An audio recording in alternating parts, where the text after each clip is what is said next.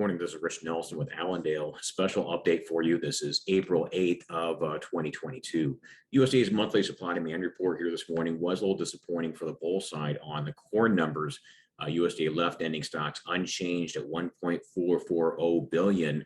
A lowered feed residual, raised corn for ethanol, exactly offsetting each other. They did not touch the export numbers. And keep in mind here, the trade had expected at least a minor drop to 1.415 billion bushels. As far as the world numbers here, USDA also gave the bulls a little disappointing news here as well.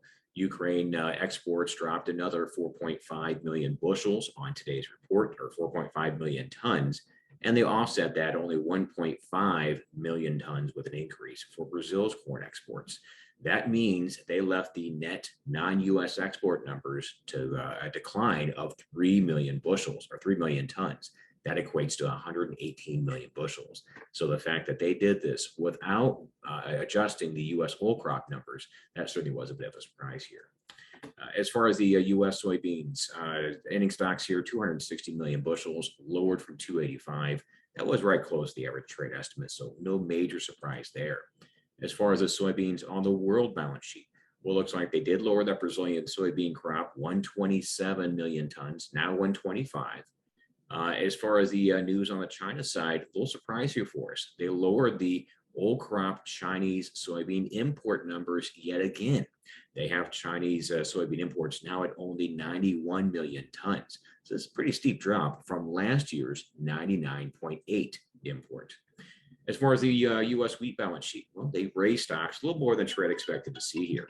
653 last month, now 678. So they did hit this export number a little bit, as well as the feed residual. So slightly bearish number on the U.S. wheat balance sheet. As far as world numbers, they did, in this case, they did lower the Ukraine wheat exports, as you would expect. Again, another 1 million ton in this case. That was actually offset by a 1 million ton increase for Russia. And a little surprise here for us, they also lowered the Ukraine, or excuse me, the European Union wheat export estimate as well. So just like corn, they left this net deficit in non-U.S. exports, and certainly gave the trade real concern as far as the lack of interest on the U.S. balance sheet. And I actually do agree with them on the wheat end things here. So overall, disappointing report for corn, relatively neutral for soybeans. You can argue disappointing for wheat as well. Keep in mind, these markets, though, are trading their own completely different balance sheets than what USDA is going to show us here. Any questions, give Alan a call, 1-800-262-7538.